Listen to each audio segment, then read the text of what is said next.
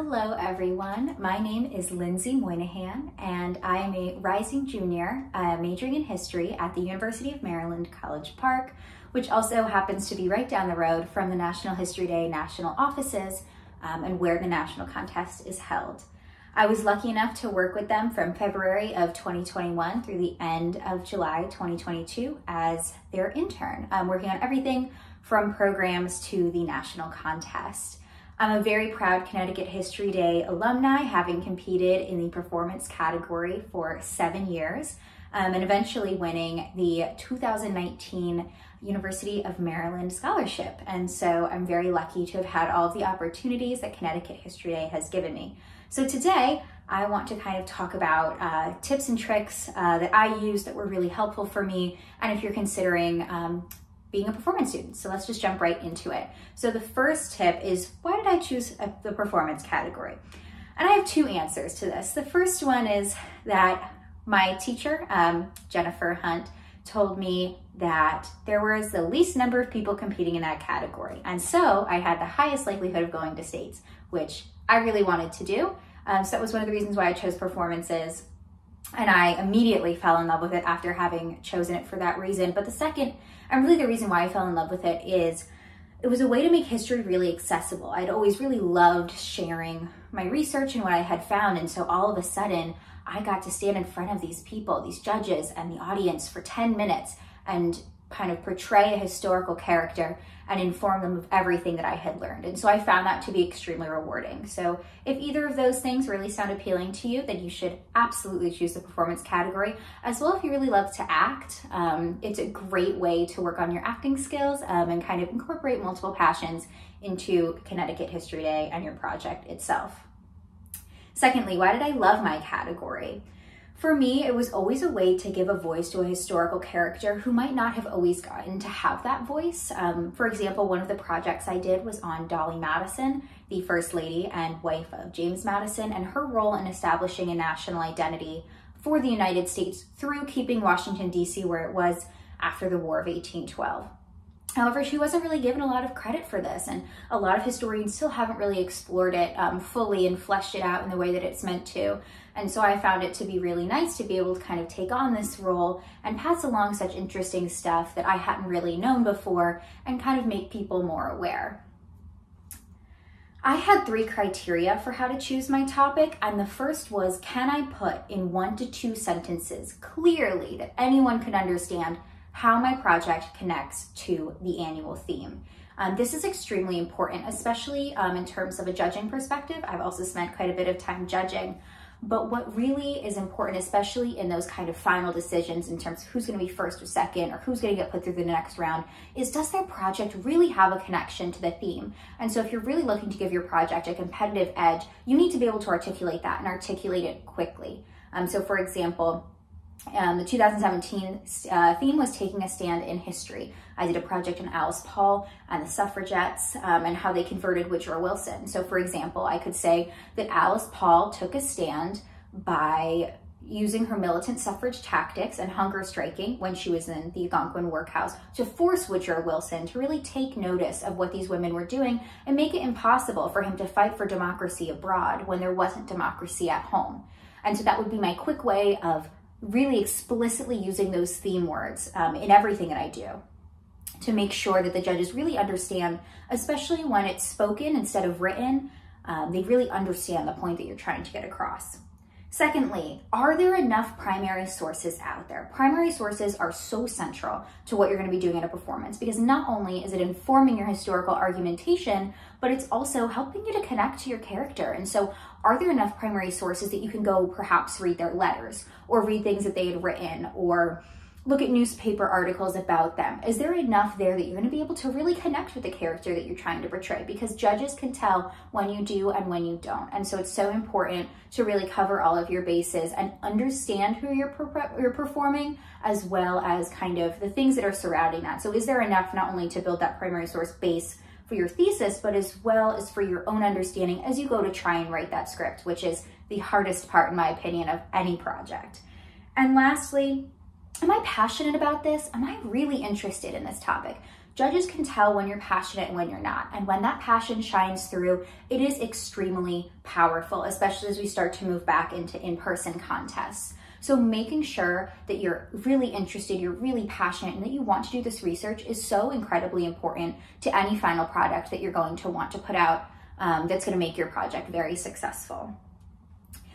Another thing that I think students really struggle with is, how do I balance primary and secondary research? I know that for me, I always had a very concrete approach that still to this day I tend to use when approaching large research projects in my college classes.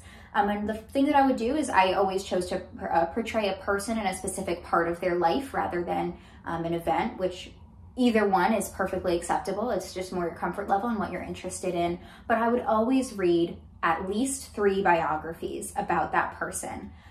Biographies tend to advance different arguments about different people. And so it's really truly about, do you agree with their argument? What's missing from the author's argument? Where else do you have to look to get a more fully rounded kind of version of that? And if there's one that you maybe don't agree with, then look in the bibliography and look for those primary sources that they use. Get your hands on those primary sources. What do you think about what's going on? And so looking for having that secondary source base where you can say, okay, here's how I'm going to search for these things. Here are the 3 things and keywords that I need to put into looking at databases like at the Library of Congress, the National Archives. These are really important that you're going to get from your secondary sources, but also just keeping tally. I used to, in my notebook, I would always have a separate notebook for research. I would keep a track on the first page of the notebook, and every time I would come across a new source, I would classify it as primary or secondary.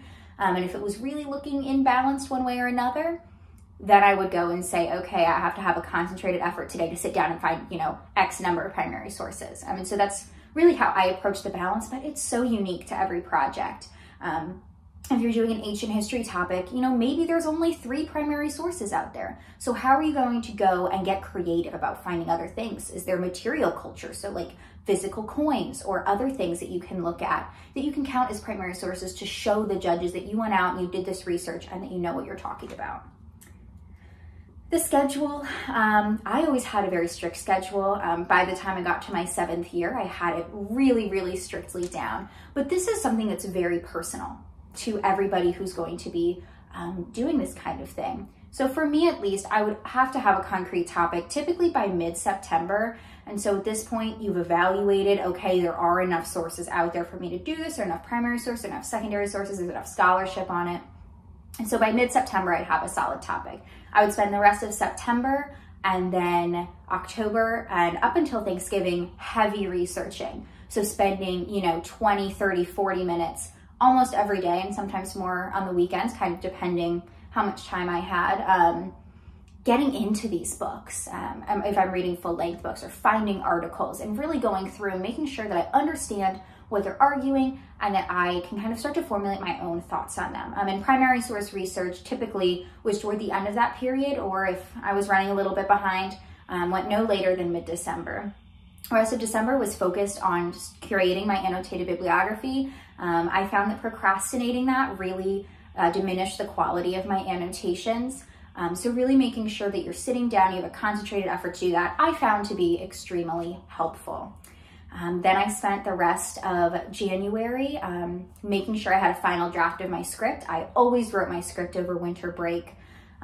Whenever inspiration really struck, I remember one year I wrote my script at 2 o'clock in the morning because I couldn't sleep and it had finally come to me. And so really not pushing that and understanding that sometimes it might just come to you is really important. So January, I finished editing, and by the beginning of February, I had a solid script. The rest of February up until competition was memorization time. This is so important. You should be practicing your script at least once a day. It's only 10 minutes. That was how I always thought of it. Because when you get nervous at contests, especially as you start to work up until nationals, it's pretty scary and it's very difficult. And so you want to know that you know your script inside and out. Okay, so how do I outline and storyboard my project? I really always categorize my notes by era or subject, and then once I got to the end, I would put them in a giant timeline. I would spread it all across my living room floor and kind of start to decide, A, what do I want to focus on? what part of this is really important, because History Day is not doing a biography. That's extremely important. Do not make a biography. We want to see you argue. Judges want to see you argue. They want to see you take academic risk. So what is there that I have enough sources on, and how do I think about these different things? And so once I kind of got my notes together, I would kind of start to sort out, and then I would write a stronger outline for my ultimate script writing. It's so important to outline before you script. So you know what direction you're kind of going in, and you kind of write out your evidence and you write out your proving points and you say, this might make sense up here, or this makes sense after that. And you can move that around, you know, before writing your script, which can get extremely confusing. So what are some really helpful techniques that worked for me? First, I always had an introductory paragraph, and every introductory paragraph started out with, hello, my name is Lindsay Moynihan, and I'll be portraying, insert your character here. Then I would give some context, maybe 3 or 4 sentences tops, and then my thesis. This is so important. Judges want to know your thesis. They want to know your argument. And so if you don't have that at the beginning, it's very hard to roadmap the rest of your performance. So really making sure that you hammer home that thesis at the beginning and then repeat it at the end in your concluding paragraph is so important. This concluding paragraph can include contemporary connections. I always loved to bring my project forward in time and kind of really, why does it matter? How do we encounter in 21st century society today? So for example, when I did a project about Jeannette Rankin, I opened my argument by talking a little bit about another congresswoman who had voted no about a certain piece of legislation who got a lot of hate mail, just like Jeannette Rankin did. And I finished my performance by elaborating on that a little bit more. And I think that made it very strong. Judges want to know why they should care about what you're talking about, and you should be able to articulate that throughout your performance. Second of all, have a memorization strategy that works for you. I was the type of person, my friends and I would sit down and they would all take turns, and they would sit with my script. I would read a couple of sentences. I always broke it up. I would read 2 or 3 sentences to them. Then they would take the paper and I would try to repeat it. And they would highlight things I had difficulties with. And so we just repeated that until I could build. And all of a sudden I had memorized the whole script. So make sure that you're doing it in achievable chunks. It's not realistic to be able to sit down and memorize 10 minutes of performance in an afternoon. That's just not going to be an effective strategy. So make sure that you understand what works for you and how you're going to get that through your head. And finally, have clear demarcation of your set. If you have one, make sure that you either explain it in your performance or have a sign that says something, or both. Don't let judges guess about what you're trying to portray or where you are. This is so important. I used to have signs that would have the location and the year, and I found that to be really effective. So make sure, especially if you have more than one set, that this is really clear, because the judges want to be able to immediately say, this is where they are, this is time period, now I can jump into being invested in what they're saying, because they're going to spend time trying to figure it out instead of listening to what you have to say. So what are the elements of a successful performance? And this has really been reinforced for me by having been on the other side and having done that judging at both the district, state, and national level. So first of all, have a strong thesis in that introductory paragraph like I talked about before. Judges are going to be looking for this. Judges want to hear about this. So how are you going to provide that for them? It's so important, especially as, again, we move back to in-person contests, take academic risk. That's what's going to make your project stand out. If you have a strong opinion about something, use your historian's intuition, and if you can back it up with evidence, put it in there. It's so important. That was what I always looked for in the projects that I was judging. Is the student confident enough in their research to take risk and to think like a historian and use those critical thinking skills that are so important to every historian in the professional world?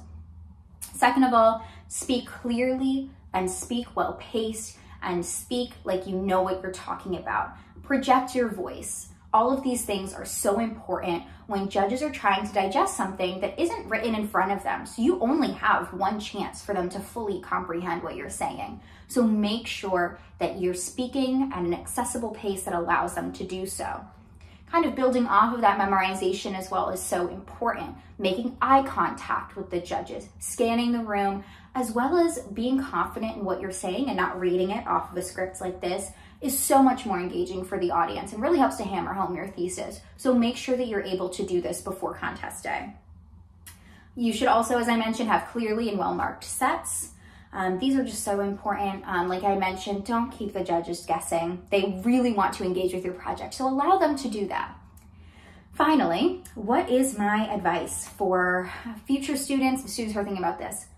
First of all, commit fully to your acting. When you can commit, and when I see a student that is passionate and committed, who is really connected with their character, it enhances their project 10 times. And it really gives them an edge on the competition. So don't be embarrassed, don't be afraid, fully commit to what you're doing and what you're saying, because you're the one that did that research. You should be so confident in the final product that you're putting out.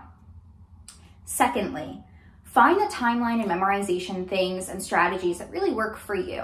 The things that I mentioned worked for me, but everyone is different. And especially in the performance category, don't waste time doing things that don't matter or aren't helpful to you, because there is such a tight timeline. So if you want to start earlier, if you need to start later because you need less time for research, or you have a sports season, really try and build around that.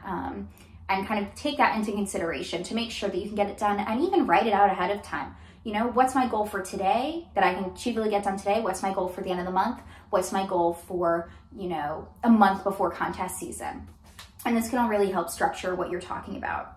And finally, I can't stress this enough, make sure that your topic fits the theme. This is so important, especially in the performance category, once again, where the only written thing that the judges get is your process paper.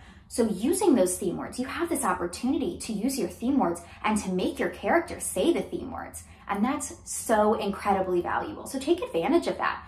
Maybe your character actually did use the word taking a stand or one of the theme words. I know in my case, Lucy Burns, one of Alice Paul's colleagues, literally used the words taking a stand for women's suffrage in one of her letters. And I used that 3 or 4 times throughout my performance, and I talked about it at the interview. So making sure that they understand that, you know, not only do you have a strong, academically risky performance that's engaging, but you also have fit the theme, is really going to give you that competitive edge as you look towards making it to states, making it to nationals. So in conclusion, the performance category not only is my favorite category, but it's the one that I found to be the most rewarding. So I hope that you choose it, and best of luck and happy History Day.